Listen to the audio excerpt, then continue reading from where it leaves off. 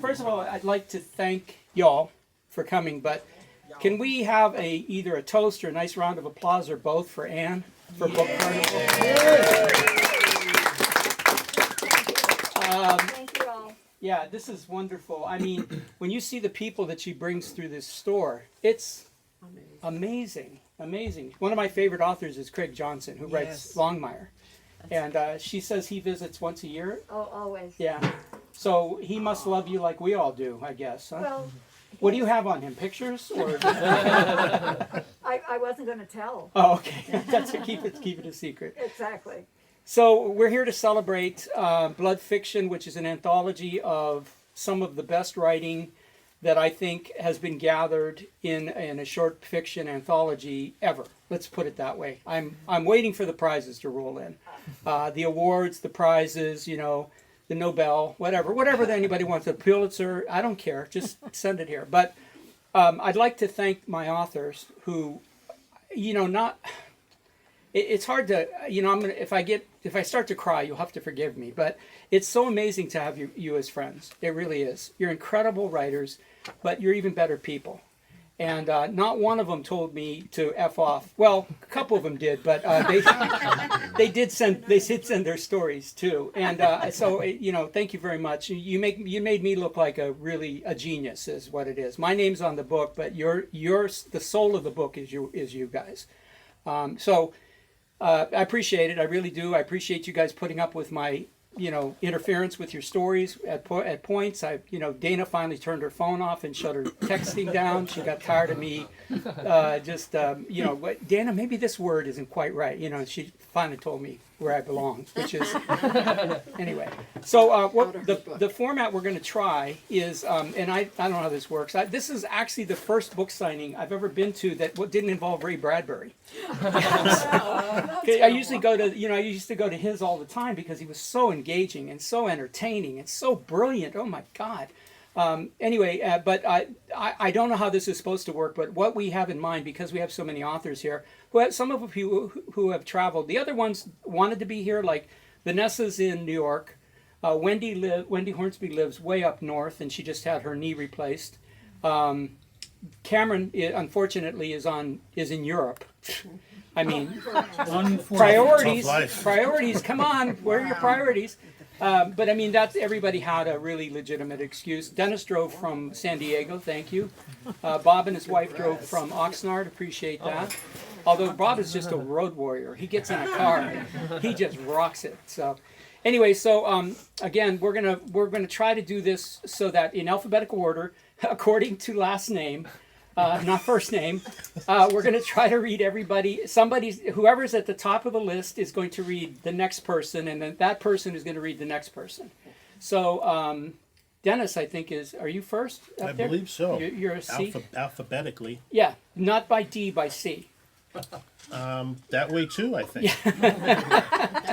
So anyway, I've asked them to read excerpts, and then the author will come up, and you can ask them questions, or they can comment on the story. And let's keep it light, guys, and keep it short. I mean, let's not tell all these dead grandmother stories, okay? We don't need. I mean, I love your grandmothers and I love your stories, but we don't need. And no, I'm kidding. But do you have an excerpt in that you like? Reading mine, or am I reading Dana's? You're reading Dana's. Yeah. I'm going to start out from the beginning. Okay, Dennis Crosby. Oh, there's a microphone that's on if you need it. Oh, cool. Here we go. He's going into his podcast, probably. Hi, this is Dennis from... Wish I had one. Well, I don't wish I had one. That's just more work. Trust me, you don't want one. Testing. Good.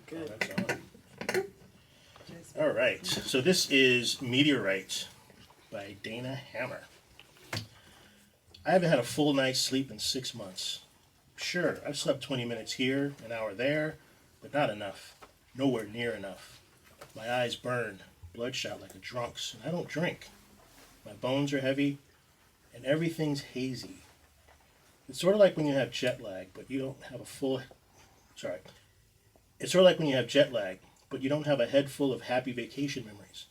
Instead, you have a head full of TV shows and nothing much. I should take a vacation. I've tried many, many things to sleep.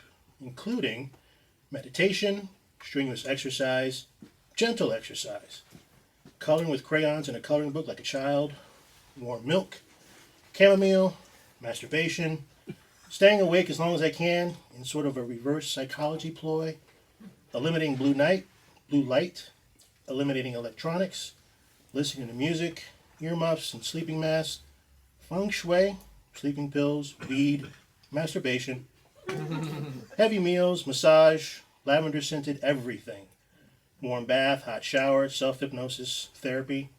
So tonight, I'm trying something new. My buddy Zach recommended I try chow. Chow is an illegal drug, one that creepy men use to drug ladies in clubs. Like roofies, but for the new generation. The origin of the name chow is disputed. Some say it's because it's the easiest way to use it is to put the drug in food or drink. It is an odorless and flavorless powder. Some say it was invented by a shadowy figure named Mr. Chow. Regardless, it's illegal as hell, and I'm going to take some tonight. What can I say? I need sleep, and I'm desperate. Dana, come on up and talk about your story, your weird ass story.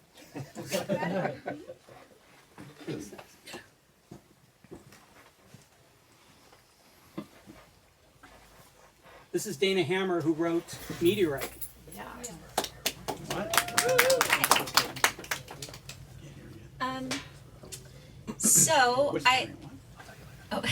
So Meteorite is basically the story of a guy who has severe insomnia and he decides he's going to take a sleeping drug, basically an illegal drug, so that he can get some sleep.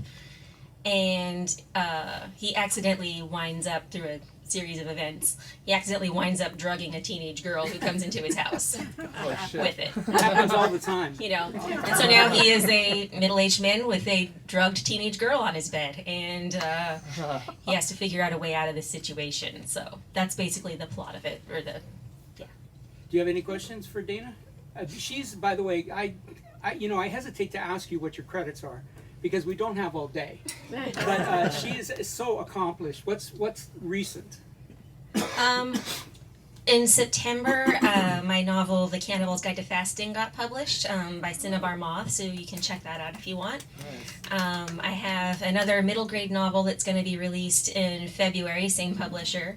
I have a reading of a play coming up this Wednesday up at Oh My Ribs in Hollywood. So if anyone wants to come to that, it's called The Devil's Buddy. It's like $5. It's not a lot. But yeah, those are kind of the main things I have going right now. Good. Cool. So she's in the book, but you can find her. You have a Facebook page and I do. LinkedIn and all that. Yeah, I have a Facebook, and then you can find me just Dana Hammer author page, or I have a website, just www.danahammer.com. I don't update it as often as I should, but you can get like the major stuff on there. Yeah, that's great. Okay, so Dana's story, I don't know who's read it yet, but it is amazing. I was stunned. I mean, a couple times I asked myself, am I reading this right? And sure enough, that's what it is. She's got a great touch. So anyway, Thank you. So you're going to read the next person in line. Yes, I'm gonna read Stephen Jackson's. It's called Monsters Are Us. Okay. New Orleans, 3 a.m. If I had any friends, they'd call me Reaper. But my line of work isn't conducive to lasting relationships, and I'm commonly referred to as the Grim Reaper. But I'm actually a fun guy, nothing grim about me. They're late, Kat said. That pisses me off. I grunted at Kat in the reception area of our office. What are you going to do, kill them twice? Kat is my business partner, and making her angry is a cataclysmically bad idea. Her full name is La Calavera Katrina. She's the icon of Mexico's Day of the Dead, but she's typically mischaracterized, shown as a skeleton with a comically huge hat. Truth is, she's rocking an hourglass figure, and I've never seen her wear a chapeau of any kind. As for me, I've never even owned a scythe, nor do I walk around in a robe. They get one thing right. We do have a close association with dying, but not the way they think. We don't show up and escort people to their death. Our clients come looking for us, asking for our help. Volunteers, every one of them. They get what they deserve. Kat shifted in their high-backed leather chair, the back of her bare legs sticking to the leather. They should be punctual. No one else can give them what they're asking for. The witching hour lasts till 4. They'll be here. As if on cue, a timid knock rapped against the mahogany door. Enter, I called out. 2 men in Wall Street suits step inside. Mid-40s, no wedding rings, uptight. Is this Monsters Are Us? The taller one asked. I glanced at this week's ad. Need a ghost to haunt your mother-in-law? Or a creature popularized by folklore or popular culture like a demon, witch, shapeshifter, or the undead? We're your one-stop shopping destination. Special this month only. Free airline miles to the first 10 customers. Not that we had any intention of paying off. That's great. Stephen, come on up here.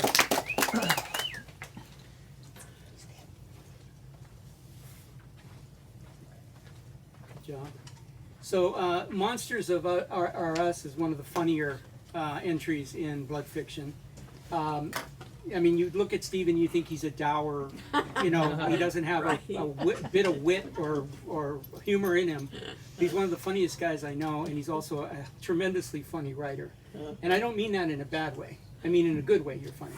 Okay. On purpose. I'm funny on purpose. So tell us, Talk to my wife. tell us a little bit about Monsters Are Us. Well, so the backstory to this is that Mark called me and said, I need you to write I'd like you to write a short story for an anthology that I'm curating, and I need it in a week. And I said, well, I'm going on vacation tomorrow for a week, so that's going to be difficult. But in 2 weeks, I gave it to him, and it turns out he liked it, so here it is. You might think that's a ridiculous deadline, but I have a lot of experience writing stage plays overnight Right. for a thing called 24-hour creative. And so, I'd get home at 11 o'clock at night and have to have a completed one-act stage play back to the theater at 7 the next morning. So this was a piece of cake, Yeah. I had all kinds of extra time. I'm going to give you 2.5 weeks next time. Okay, awesome. Anyway, I don't write a lot of short stories. I mostly write novels. They're thrillers. Anne actually has one of them here, and I had two novels published last year that are horror novels. So that was my deal here.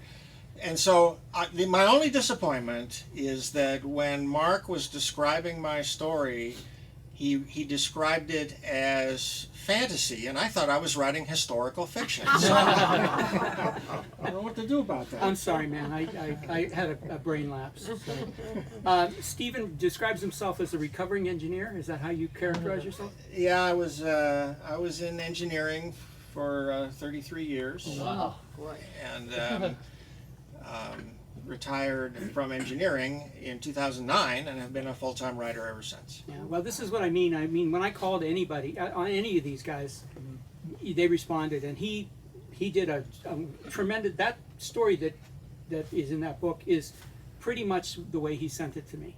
I mean, I just changed everything from the beginning to the end. And it's that's the old Hollywood thing. Your script is perfect. We can fix it. That's exactly what he wrote me.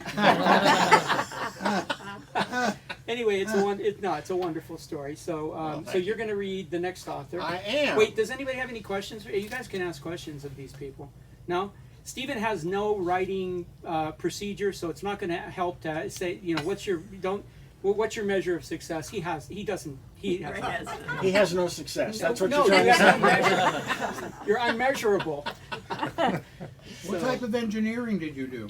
Well, I was a computer software engineer by training, education. I had a degree in computer science, and then I ended up being a director of engineering for all kinds of different engineering kinds of things. Mm-hmm. But my real background was in software. Okay. So, if you give me a toaster and ask me to fix it, I can reprogram it, but I have no idea what else to do with it. Okay, so you're going to read Daniel. I'm going to read Victor. Victor, no, you got Daniel. Dan was a late ad, so we're going to read him later. Okay. Go ahead. So Victor. Okay, Yeah. so I'm going to read The Elevator Ripper from Victor Fan. Hang on a sec. Yeah. Thanks. Unseen, unheard by Michelle, a shadow moved silently behind a row of cars, following her toward the elevator. The reflective doors showed Michelle's favorite sight, herself. She knew men and the occasional woman liked her and also knew how to use her assets to get what she wanted. Saw nothing wrong with that. People who are good at math use what they had to get ahead. Why shouldn't she? The doors whispered open and Michelle entered the elevator, tapping the button for the 7th floor. As the doors closed, a hand jammed through the doors and suddenly stopped them. Just like in the movies. Fuck, Michelle yelled and jumped back. She quickly reached into her purse for her weapon. The doors parted, revealing a well-dressed man in his 40s. He wore a black suit with a red power tie. Jack entered the elevator, eyes locked immediately on Michelle. She quickly turned away from eye contact and squeezed closer to the back wall. Sorry about that. Didn't mean to scare you, Jack said. Okay, whatever, Michelle said, still tight against the wall. Jack gazed at her one more time before turning around and pressing a button. The doors closed and the elevator started going up. The elevator ripper. Yeah. All right. Thank you, Steve. Thank you. All right, it's my turn. Yep. Sweet. Come on up here, homeboy. Yeah, for sure.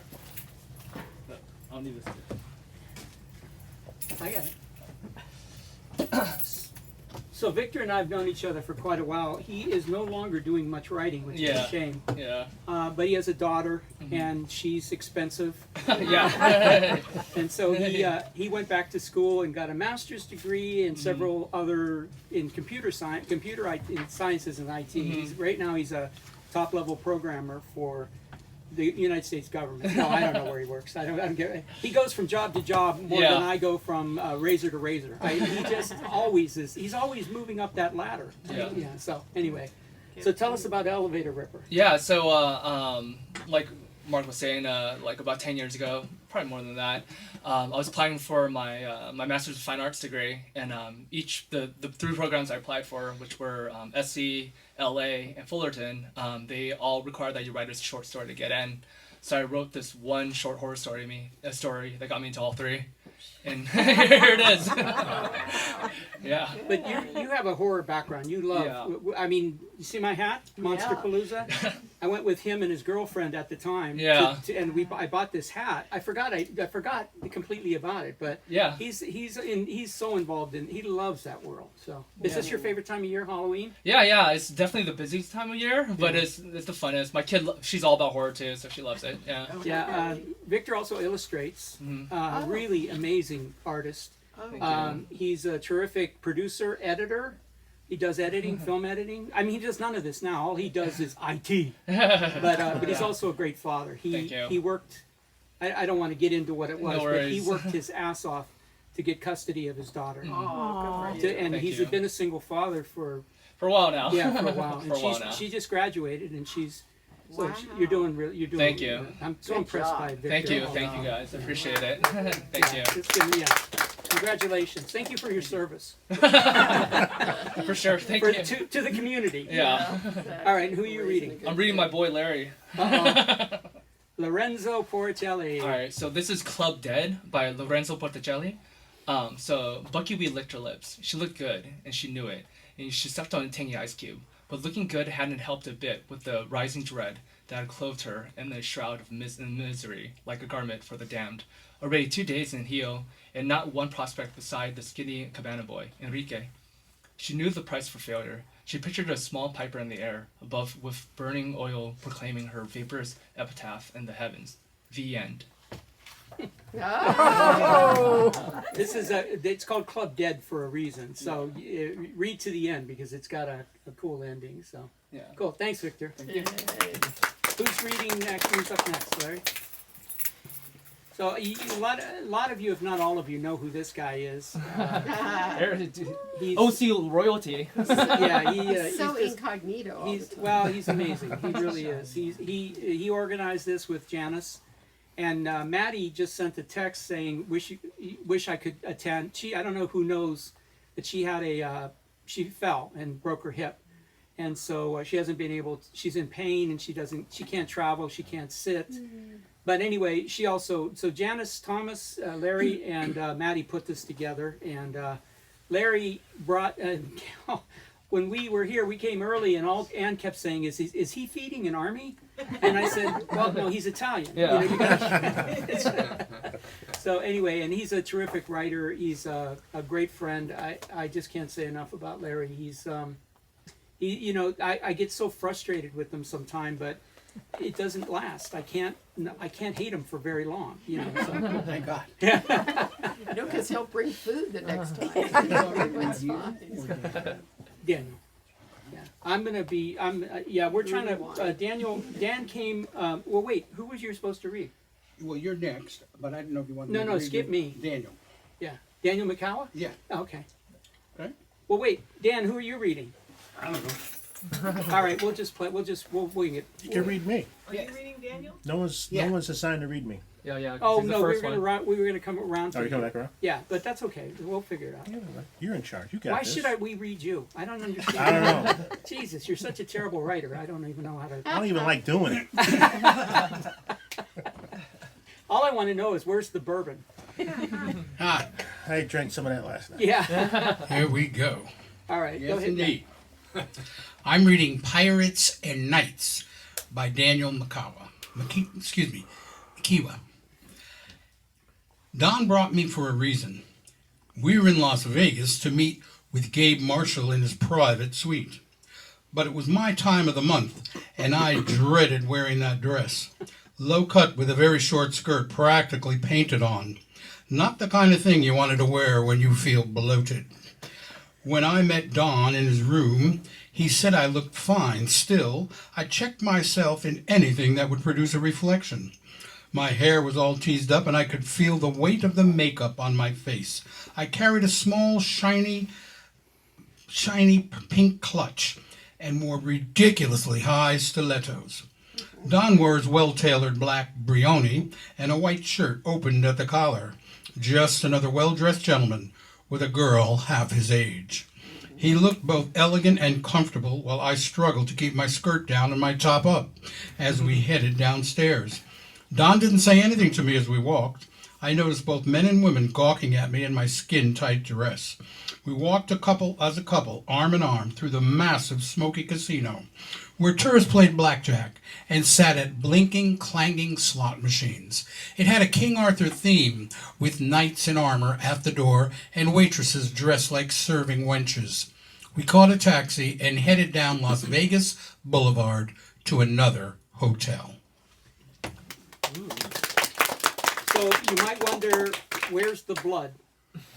It's not menstrual. It has to do with later on. So the goal of isn't the language just wonderful? Yes. It just, boy, to write like that, to be able to write like that. So It's fun to read. yeah, it is. It's one of those books you enjoy reading. You know, you can feel the tone, you know, when you're reading it.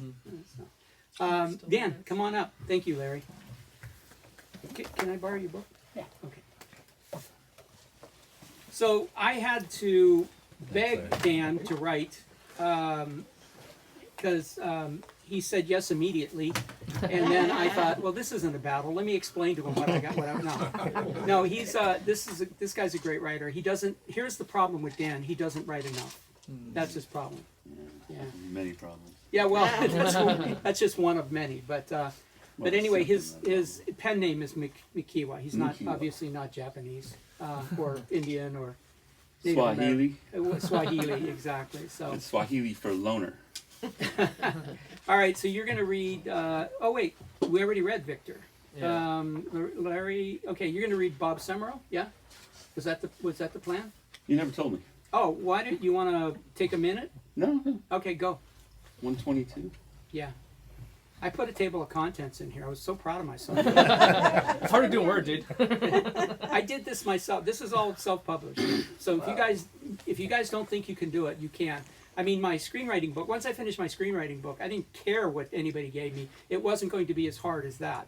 So this was a piece of cake. So. That's great. But this should make us all happy because we're not slaves to publishers anymore. Right. We don't have to wait No 6 months or 8 months or 10 months or listen to years. anybody's opinion about what you want it. You want it that way. Put it in your book and put it up there on Amazon. right. It's a great way to go. Or Did you use vellum or did you use Atticus or anything? Or just vellum's way. I use something called Juto. Juto? Yeah, which is it's just an amazing. I'll talk a little bit about that if you want, Sharon. Okay, sorry, Dan. Go ahead. Okay. Dead End Job by Robert Samaru. Summary. Sorry. In the darkness, Megan's eyes focused on the glow of the digital clock. 1:30, closing time. Lifting her head, she struggled to see through the window, the weak moonlight revealing a landscape of abandoned farmland for miles around. Soon the horror would begin again, when the rage would come walking in, stealing from her the brief peace of the cold night. She shuddered as a key turned in the lock of the front door, then footsteps approaching made her heart pound as she awaited the terror to come. Please, no, she whimpered, as the greasy red-faced man drunkenly banged into the room. She jerked at the chains on her wrists and ankles in a futile attempt to escape what she knew might be the last assault she could endure. "Aw, darling," he slurred, "I've been waiting all night for this. You wouldn't want to disappoint me now, would you? Look, John, I can't take it anymore. I'm all torn up inside. My arms won't stop bleeding from these chains. I'm done in," she pleaded, hoping to touch a small remnant of soul in the man. A heavy woodcutter's axe thudded along the floor behind him as John stepped closer, glaring down, her form in the foot of the bed. Tears filled her eyes, and the words became tangled in her swollen, bruised lips. "No, John, no." Whoa. I don't read anymore. It's scary. Yeah, don't read Bob's story. I'm going to tell you right now. I'm reading it at night. It can give you nightmares. Just with all the lights on. I forgot to ask you, what's the provenance of your story? I'm sorry, I'm reading this.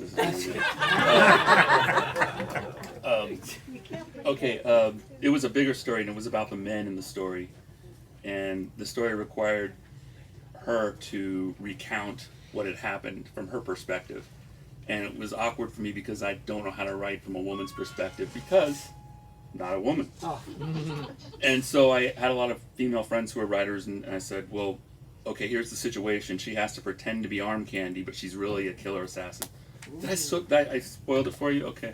Sorry, but that's what happens. And I said, okay, what would it be like for her? And then they all got together and they got on a roll. They're like, put her on her period, and all kinds of things. And I just stole all their material and put it in a story and took credit for it. Anyway, Dan wrote one of the greatest creature feature scripts ever in the history of the world. In my class, and it's a shame. We don't know where to go with it, but it's gotta sell. It's going to be, if you see it, it's called Humantis. Humantis, and it's the best part about it is the title. Yeah. Human mantis hybrid. Human brain mantis hybrid. It rocks. It rocks. All right.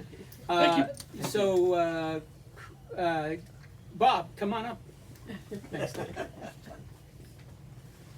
So Bob is a professional fisherman, and if you don't think that's a job, it is. He works his butt off, but he also tortures his wife, Chris, and he's a great salesman. He has a LED company. He sells LEDs, retrofit kits for Cold Stone and Rocky Mountain, as well as markets, Gelson's, that kind of yeah. So so he's actually changing the world one light bulb at a time.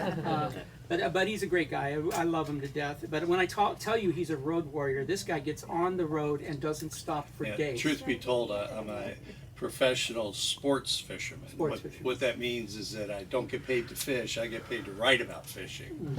So I write for various magazines and newspapers, Western Outdoor News for 20 years and a number of others. So it's been a blast, and making the transition to doing some fiction writing came about as a result of taking Mark's screenwriting courses, and they really gave me a lot of impetus to build on my fictional characters, and it's been a lot of fun. Yeah, you turned in a great story. Bob also runs, I don't want to disrespect anybody, but Outdoor Writers Association of California is what he's trying to say. And they're all journalists or photographers or whatever who work in nature, or what do you call? How do you characterize it? Guns or buns? Hook and bullet. Hook and bullet. Hook and bullet. Well, we have hook and bullet, and then we have tree hugger. We have everybody. And so you put them together in a room like this, having a nice conference, and there's war. But it's a friendly war. We all like each other. We all like each other's work, but we all kind of don't like each other's principles. Right. So it's kind of fun. But we always have a good time, and we respect what each other does. Yeah. Absolutely. All right. Do you have any questions for Bob or anything? No? I did want to mention why I wrote the story Yeah, and what okay. it was about. For me, yes, it's horrible and it's a horror story, but the basis of it and the impetus for it is my own upbringing. And when Mark asked me to write something, he told me to kind of pull it back a little bit, because typically I go overboard, and I would have had somebody doing bloodlust, hearts thrown against the walls and exploding heads.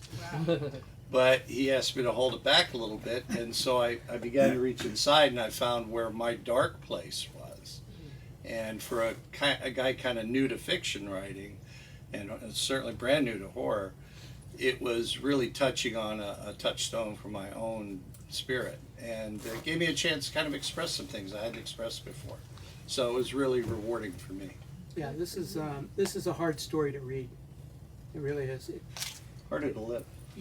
Well, yeah, who gives a shit? Attaboy. And now we're going to read Black Moon. Yeah, is that right? Yes. Oh, yeah. Chris. By Chris Stiers. Chris Stiers. But I'm going to do a selection from somewhere in the middle rather than starting at the beginning. That's fine. Let me see if I can find it here. Let's see. Where is You are it? such a ham. Oh my God. She glided along the hall. By the way, this is a story about some kind of perverted zombie beings. Just keep that in mind. This is so funny. She glided along the hall to the dark bathroom. Nothing. Both legs trembled. Reuben Boxer had been tracking her for the last 3 decades, with 2 near successes when Haig and Aguilar agreed to help her ambush him. They lured Boxer to a temple outside Saigon. Haig and Aguilar were both killed, and Thales was wounded. Cahill, the 4th prince of the circle, issued a personal blood oath. He trailed Boxer to New Zealand. 6 months later, Boxer was seen in London. Cahill was never seen again. Those of the circle shunned Thales, and she ran. Then, 5 years ago, she ambushed him and his partner inside a decaying Sarajevo opera house. She had beheaded the partner and grazed Boxer during their hand-to-hand and opened him up from sternum to navel. As she fled the opera house, she had seen him soaked in his own blood, collapsed. How could he have survived that? Thales quickly scanned the second bedroom, empty, as always. He was in the master bedroom. It was the only room left. Nice. Chris, come on up. So let me tell you, I got a lot to say about Chris. I'll try to condense it. First of all, he's 8 novels published, traditional publishing. Wow. So nobody, it's people that really like him, not like me who just puts shit up on the Amazon. He's an old friend, and 10 years ago, I think, I came up with this idea, Blood Fiction, for a website. And I've owned the URL for that long. So I'm paying $12 a year for 10 years. And the website that I built never worked out. It just wasn't viable. So after I finished my book on screenwriting, quantum screenwriting, I thought about writing something else, and I didn't want to write another book about screenwriting because I was sick of it. And I didn't know what else to write. I didn't want to write a novel. So I decided to do an anthology of my work. And I thought, Jesus, I don't have enough short stories that work. So I called Chris, and I said, Chris, you contributed a story years ago to the website. Can I use it in an anthology? He said, sure. You know, it'll never get done, so what do I give? I'll give this. And then, so he gave me that story, right? Oh, sorry, I'm amusing myself. better than other things I do. Anyway, so we edit the story, we work on it. You know, I'm talking to him back and forth, and to his great credit, he's got the patience of Job. I finally get to a point where I think, you know, Chris is writing, I'm commenting, and then I wake up in the middle of the night and realize I can't publish this story. It's about Indians, Southern American Indians, but I'm not going to put out a book about marauding Indians that are massacred. So I shook when I picked up the phone to tell Chris, I can't, after weeks of working with him, I can't publish this. So I said, do you have anything else? And he sent me 3 or 4 other short stories, and that was the one that just floored me. The title, the character, but Chris is a hell of a writer. We met in writing class. And so I abuse him pretty constantly because he's in my script writing class, and he's also he's a co-host on my podcast.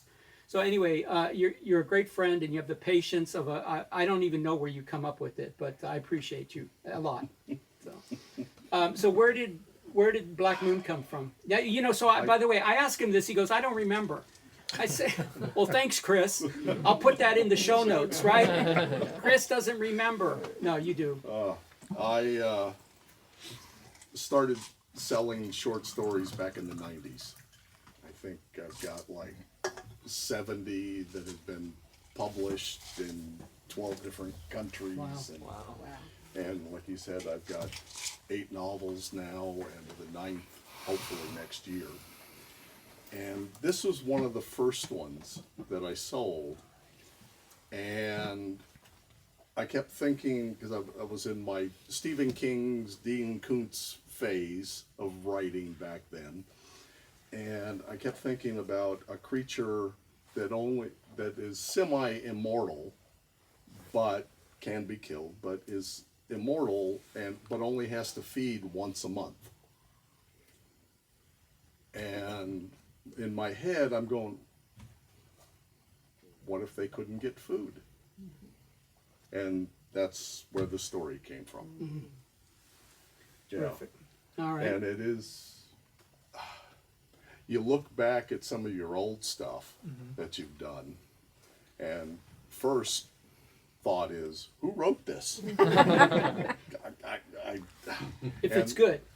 Yeah, if it's good. If it's bad, yeah, you remember hey, yeah, I remember this, absolutely. Yeah, what the hell am I thinking? Yeah. And the other part is different things come up and you go, you can't do that anymore. Yeah.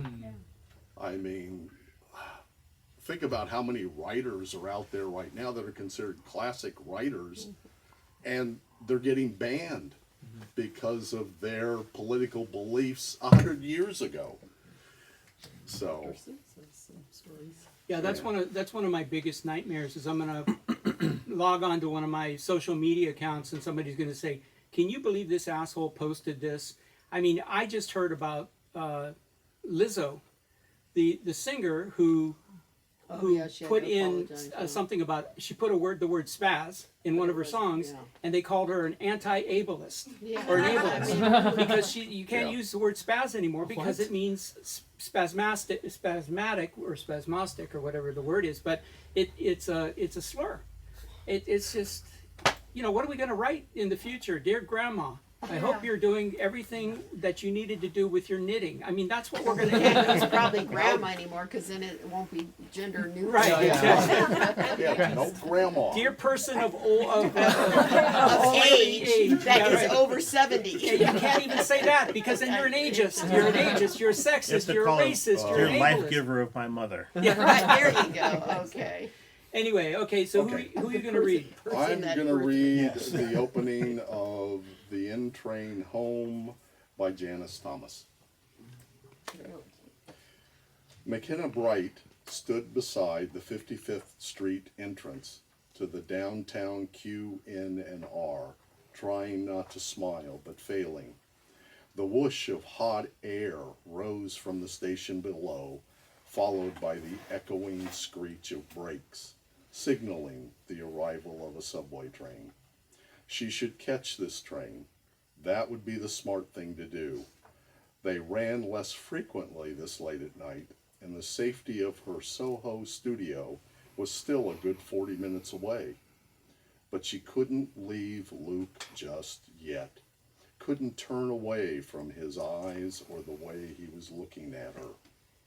He wanted her, yes, she could tell that he did, could read the hunger in his expression, but it was more than that. He saw her. For the first time since she moved to Manhattan, McKenna felt like she was really being seen. That stuff. prose is just mesmerizing. I mean, you start into her work and you just fall into it, and you ride this wave and you just keep on going, right? Mm-hmm. Now you're a professional writer. What do you think of that? Oh. No, so is Janice, by the way. Yeah, well, It's a trick question. Okay. Anyway, thank you, Chris. I appreciate it. Great friend. Thanks, Chris. So Janice is a published author too. She helped put this together. Those are her cookies over there, and It's not real blood on the brownies, I promise. yeah, goodness. Now, do you want to read? Band-Aid. We need to read three. There's three more. There's you. And Dan. And Dennis. no, Dan was read. Larry read Dan, right? Did you? Oh, you did? Okay. And I thought you were going to read his flash fiction. I was, but then he read Dan. Okay, So all I right. can read you. You guys could F up a wet dream. Let me tell you. I have this all set in stone. I sent you emails. How the hell did you do this? Well, so it's You you, can and read- Dennis. Yeah, but you can so read I'll both. read you, and then you can read Dennis and close. Finish all right. finish here. That's right? fair. Close Right? the loop. Good idea. All right, Did we sounds already good. read Maddie's? Well, you only have. Maddie's not here. Oh, so we're not Maddie got injured. Yeah, but we're not going to read. Did she No, have- no, I'm not reading anybody that's okay. not here. I'd love to. She's got a great story. What I would like to do though is if we can like stay in your seats after we're done. I want to do a video. I want everybody to wish her get well if you would. And I'll just hold up my recording. Actually, Victor should do it. Okay. And then we'll just wish her, and then I'll send it to her, and she'll be happy that she wasn't here. So go ahead. But is that enough for you to read? Yeah. Okay. Do you want to hear what I wrote this story? Huh? Why I wrote my story? Yeah, but let me settle this. Okay, go ahead. Do that first. Yeah. So so I called Janice. Janice, let me give you a pro tip about anthologies. Never ask anybody to write anything during the summer. Everybody I called was in Bryce Canyon. I thought I missed the announcement. They were on. I'm going on vacation. I can't do it. Holy shit! But Janice came through. I did. Yeah, you did. You did a good job too. Thank you. All right. So tell us a little bit about the N-Train. So when Mark called, he said, "Hi, it's Mark." Who? No, he said I read your short story in the SCWA anthology, and I'd really love you to be a part of the anthology. And I said, just full disclosure, the short story in the SCWA anthology is the only short story I've ever written. So he said, well, could you write a second one? Could you try it again? And I was leaving for Thriller Fest, so I said, let me see if I can, because I don't want to just, throw up onto the page or poop or whatever onto the page. So I went to Thriller Fest in New York, and I had lived in New York many years before, where I met my husband. And I was young, I was in my 20s, and I took, public transportation all the time. I took the subway all the time. But in my 20s, I was like, you're immortal. You don't think about any danger or anything. You ride the subway train late at night, and it's like, so I was, this was last June, and I'm upper middle-aged, I guess you'd call me, and I was taking the subway everywhere. It was the fastest way to get places. But then I started thinking about, oh boy, things could definitely go wrong in the subway. So that's where the story came from. Yeah, and it's got one of the most heartrending endings of any story I've read. It's really very incredibly powerful. Well, thanks for having me. Yeah. And I just want to say, listening to all the excerpts, it made me remember all the stories, and they're all so great. So congratulations for all the authors. You really did a great job. Thank you for putting it together. Okay, this is Father Knows by Mark Sevi. It falls to fathers for this sort of thing, I knew. Putting out the small fires, trying to explain away the stained women's underwear, burying the shredded animals that died writhing under God knows what kind of circumstances, although I certainly could guess. I still have all those images in my head from years ago, images that just won't pass on. The boy's mother, a God-fearing woman, put it to me. "You fix this," she said through nonstop tears after they found the skinned dog, still somehow clinging to life before I put a bullet in its head, ending its misery. "This devil perversion runs in your family, not mine. Not mine."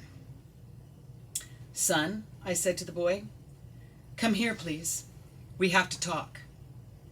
Just as my father had said to my poor brother Eli when we were about 12. Same age as Jacob, same goddamn age. I stepped into the barn, looked back at Jacob playing in the dirt out front. You'd never imagine. "Come here now, boy," I said sharply through the clench in my throat. "We have to talk." Jacob came running, eager to please, like my poor demented brother Eli. I touched the boy's hair. He smiled at me with those moonbat eyes, Eli's eyes. I shut the barn door, begged the Almighty for forgiveness, lifted the axe. Oh. I'm getting chills right now, and I'm a little concerned about being this close to you. You did a great job on the reading. Yeah. I kept on thinking, who wrote that? Well done. That sweet girl right there wrote that. That's Mark. Yeah. So Dennis is a new friend, but I'm happy to say he is a friend, and he's an accomplished writer. He also posts some of the funniest shit I've ever seen on Facebook, especially when he's got a glass of bourbon in his hand. He's a bourbon aficionado, Enthusiast. Enthusiast, okay. But anyway, so I met him through you were Stephen Jackson's recommendation. Jeff Michaels. Jeff Michaels, I'm sorry. Stephen recommended. Did you recommend somebody? Was it Dana? I don't remember. Anyway, but Dennis was a great find. He was terrific, and I just thank the Lord that he was able to. He turned in something. This has got to be one of the best titles on the planet. It's called Just Be Hootie. So if you know who Hootie and the Blowfish are, that's their title. Let's see. Langston James stood in the back of the church watching his most beautiful bride walk down the aisle toward the man he was tasked to kill. Normally he'd lurk among the shadows, waiting for his moment. Today he hid in plain sight to get a glimpse of her one last time. He'd altered his appearance enough over the years to go unnoticed among those who might recognize him. He had a different haircut, glasses, and no beard. Those changes were subtle, but they would be enough. This day was about her. All eyes would be on her, not the killer taking up space in the background. In a different world, one where he'd make different decisions, one where he'd been a different man, a less violent man, he'd be the groom, waiting for the bride, waiting for Maya. Today was his penance for that night 2 long years ago. And this just gets better. It really does. So, and this is another, one of the things I demanded of the writers was I'm a big fan of O. Henry, and I wanted all the endings to be kick you in your privates. That's what I wanted. I wanted people to remember them because I'm a screenwriter, and I tell my students all the time, F up anything except the ending, because if people walk out of the theater mad or upset or disappointed, they're never going to recommend your movie. And so that was what I wanted with Blood Fiction. I wanted either psychological, mental, emotional, or physical violence, but I also wanted an ending that stayed with you, that made you go, wow. And Just Be Hootie certainly does that. This is Dennis Crosby.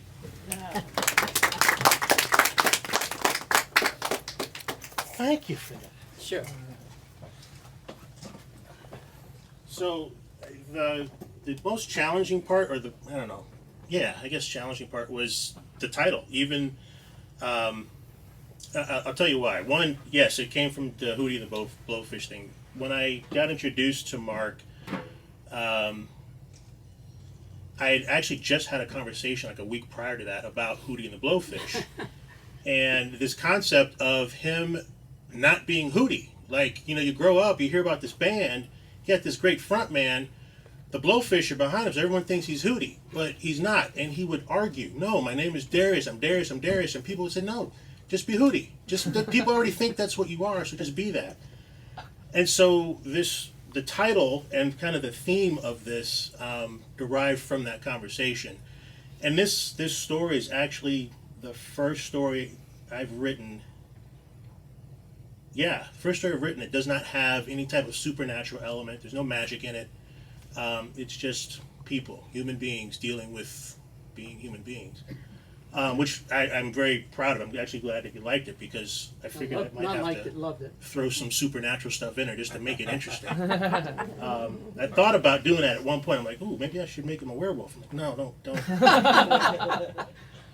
But yeah, it was a fun story to write, and glad that it was accepted. It's in a great collection too. All of these stories are just amazing, and I'm always.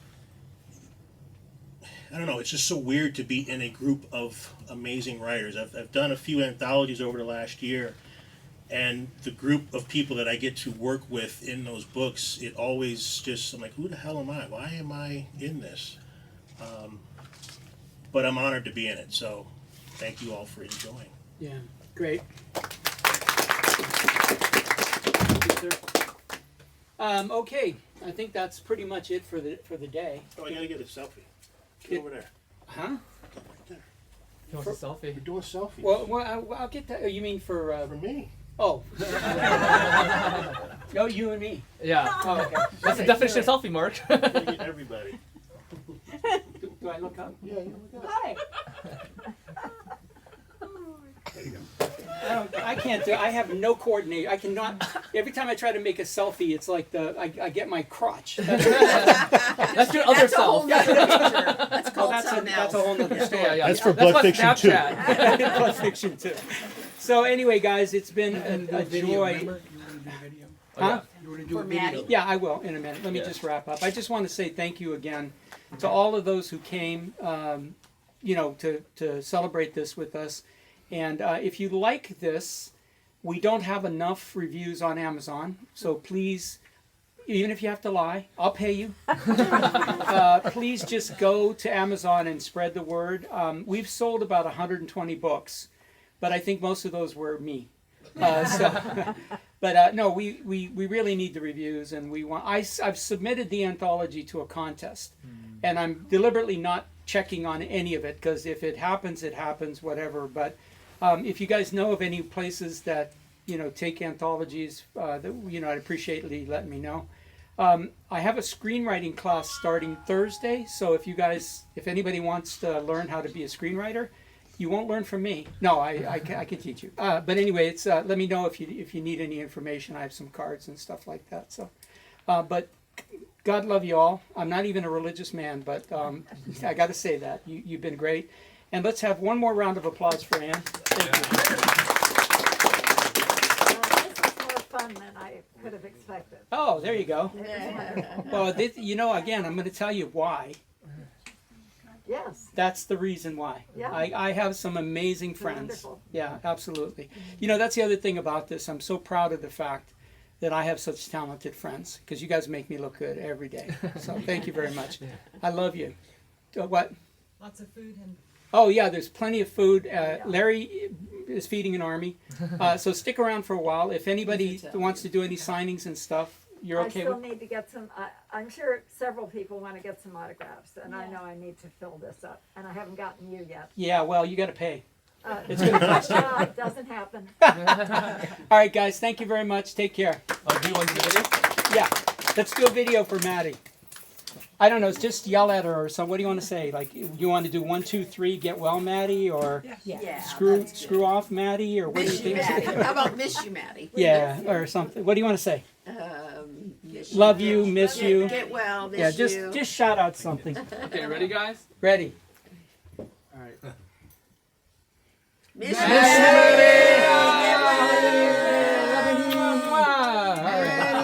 Ann's over here. Yeah. Ciao, ciao. We miss missed you. Ciao, Okay. ciao, Maddie. All right, shut it down.